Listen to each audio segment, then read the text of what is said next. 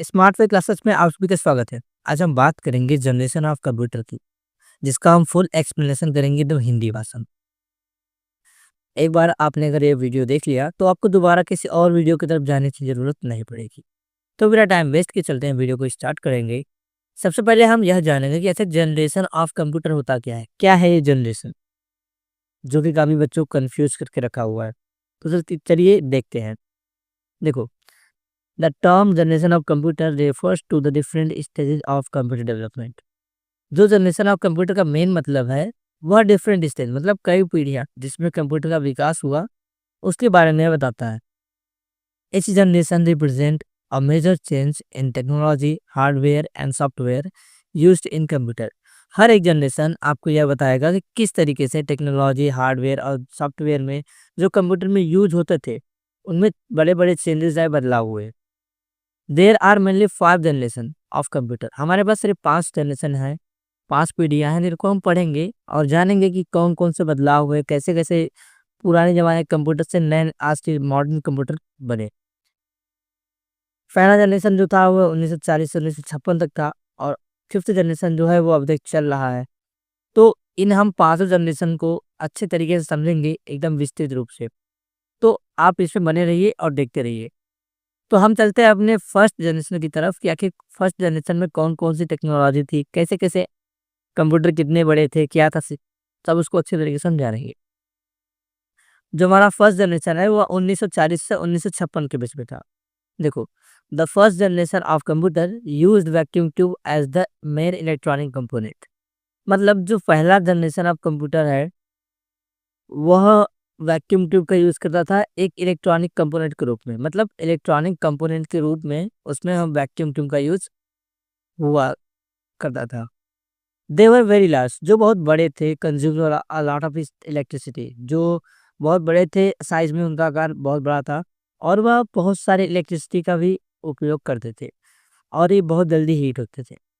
Programming was done using machine language, जिसमें programme machine language के द्वारा किया जाता था। अब हम इसको एक कैरेक्टरिस्टिक के रूप में देख सकते हैं। देखो, यूज वैक्यूम ट्यूब, इसमें वैक्यूम ट्यूब का यूज हो रहा था इलेक्ट्रॉनिक कंपोनेंट के रूप में। Very big in size and required AC room for cooling. यह बहुत जल्दी हीट होता था और बहुत बड़ा था, जिसके कारण एसी रूम की रिक्वायर हो रही थी। Slow speed and low storage capacity, इसकी जो स्पीड थी वो काफ़ी स्लो थी, और लो स्टोरेज और लो कैपेसिटी थी इसकी। Input and output through punch card, जिसमें इनपुट और आउटपुट था वह पंच कार्ड के द्वारा किया जाता था। Programming done in machine language, मतलब इसमें इस जो फर्स्ट जनरेशन है, इसमें हम मशीन लैंग्वेज का यूज करते थे, क्योंकि इसी के द्वारा प्रोग्रामिंग होता था। एग्जाम्पल ग्रुप में एनीएक, यूनिमैक, इडवैक, इडसेक, ये सारी चीजें हैं जो कि इस फर्स्ट जनरेशन के पार्ट थे या फिर कंप्यूटर थे। अब हम चलते हैं कि देखते हैं अपना सेकेंड जनरेशन, कि सेकेंड जनरेशन में आखिर क्या बदलाव हुआ, कैसे कैसे कंप्यूटर की नेक्स्ट जनरेशन आती रही। देखो, सेकेंड जनरेशन जो थी वह 1956 से 1963 के बीच में चला। The second generation replaced vacuum tube with transistor. मतलब जो सेकेंड जनरेशन आया, उसने क्या किया, वैक्यूम ट्यूब को रिप्लेस कर दिया, किससे, ट्रांजिस्टर से। मतलब सेकेंड जनरेशन में ट्रांजिस्टर का यूज होने लगा, which were smaller, faster and more reliable. कम जो कि फर्स्ट जनरेशन के कंप्यूटर के मुताबिक थोड़े छोटे और थोड़े तेज हो गए थे। Computer become smaller in size and more efficient. जो कंप्यूटर थे वो स्मॉल हो गए और काफ़ी एफिशिएंट भी हो गए। अब हम इसको फिर एक तरीके से देखते हैं विशेषताओं के रूप में, कि आखिर एक झलक में हम पूरे जनरेशन को कैसे जान लें। देखो, जो सेकेंड जनरेशन था, इसमें ट्रांजिस्टर का यूज होता था, जैसा कि हमने पहले पढ़ा। ये smaller, faster and less power consumption बन गया। मतलब यह स्मॉल भी हो गया, थोड़ा तेज भी हो गया। और जो पहले फर्स्ट जनरेशन की कंप्यूटर थी वो बहुत सारी इलेक्ट्रिसिटी लेती थी, ये थोड़ा कम इलेक्ट्रिसिटी लेना स्टार्ट किया। तीसरा, magnetic core memory used as storage. इसमें फिर मैग्नेटिक कोर मेमोरी का यूज होने लगा। इनपुट और आउटपुट पंच कार्ड और मैग्नेटिक टेप के द्वारा होने लगा। Programming the assembly and high level language like Fortran COBOL. पहले वाले में मशीन लैंग्वेज का यूज करते थे, और जो फिर सेकेंड जनरेशन आया इसमें हम प्रोग्रामिंग असेंबली भाषा द्वारा या फिर हाई लेवल लैंग्वेज द्वारा करते थे। एग्जाम्पल के लिए इसमें IBM 1401 बना, फिर IBM 7094 बना, फिर CDN 1604 बना। तो ये थी सेकेंड जनरेशन के कंप्यूटर्स जो कि इसमें बनी थी। अब हम बात करेंगे अपने थर्ड जनरेशन के बारे में कि थर्ड जनरेशन में फिर क्या था। तो देखो, थर्ड जनरेशन थर्ड जनरेशन जो है 1964 से 1971 के बीच में हुआ। The third generation used integrated circuit, मतलब इसमें जो था आईसी आ गया, जो इसमें लेटेस्ट में यूज चल रहा था IC, integrated circuit which combine many transistor on a single chip, जिसमें एक चिप के अंदर बहुत सारे ट्रांजिस्टर लगे हुए थे। ट्रांजिस्टर जो सेकेंड जनरेशन में यूज हो रहा था। Computer became even faster, smarter and more reliable. इसमें भी कंप्यूटर जो है वह सेकेंड जनरेशन के मुताबिक थोड़े तेज हुए, थोड़े स्मॉल हुए और अच्छे हो गए। फिर इसमें आप देखो, सेकेंड थर्ड जनरेशन में इंटीग्रेटेड सर्किट यूज करते हैं हम। इसकी साइज भी छोटी हुई, ये कम मेंटेनेंस लेता था, बहुत बड़ा नहीं था, तो इसके लिए थोड़ा खर्चा भी कम था। Increase speed and storage capacity, इसकी जो स्पीड और स्टोरेज कैपेसिटी थी वो भी बढ़ाई गई। Use keyboard and monitor instead of punch card. अभी हमने पढ़ा फर्स्ट जनरेशन और सेकेंड जनरेशन में जो इनपुट होता था वो पंच कार्ड के द्वारा होता था, लेकिन थर्ड जनरेशन में हमने कीबोर्ड और मॉनिटर का यूज किया।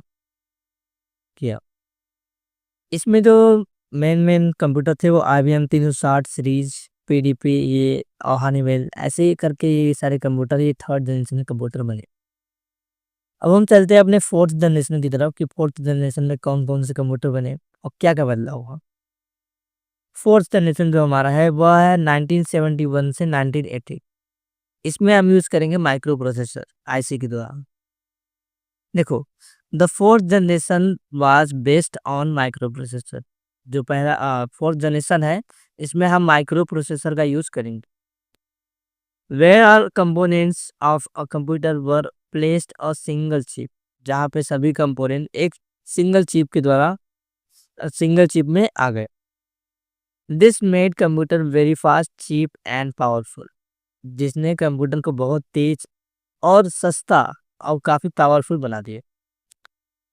देखो, इसमें माइक्रो प्रोसेसर का यूज करते हैं जो बहुत तेज, इसका साइज भी छोटा हुआ, कॉस्ट भी कम हुआ और परफॉर्मेंस इसका हाई हो गया। Portable computer like PC and laptop introduced. फिर ये पोर्टेबल हो गया, मतलब इसको कहीं भी उठा कर ले जा सकते हैं, ले आ सकते हैं। Use the high level language like C++। फिर इसमें जो लैंग्वेज आया वो हाई लेवल लैंग्वेज थी, जैसे C++ और बहुत सारी हैं। And graphical user interface GUI आ गया, नेटवर्किंग स्टार्ट हो गया। एग्जाम्पल के थ्रू इसमें IBM PC, एप्पल, ये सारी चीज़ें बनी इस फोर्थ जनरेशन में। फोर्थ जनरेशन के जो कंप्यूटर थे वो थोड़े मॉडर्न होना शुरू हुए थे। अब हम देखते हैं फिफ्थ जनरेशन जो हमारा लास्ट जनरेशन होगा।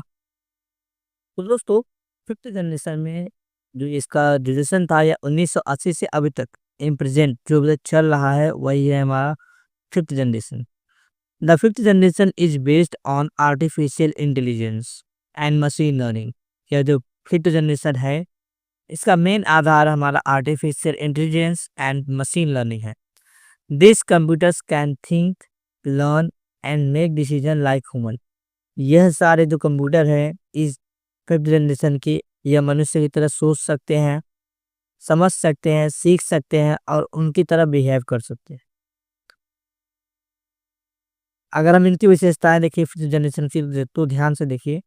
Based on AI, robotics and neural network, मतलब जो हमारा इसकी विशेषताएं है फिफ्थ जनरेशन की, इसमें AI का यूज, रोबोटिक्स का यूज और न्यूरल नेटवर्क का यूज होने लगा।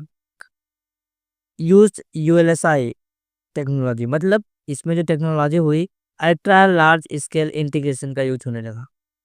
यह बहुत हाई स्पीड और लार्ज मेमोरी कैपेसिटी वाले कंप्यूटर बन गए जो कैन अंडरस्टैंड ह्यूमन लैंग्वेज, जो कि मनुष्य की भाषा को समझ सकते थे आसान तरीके से।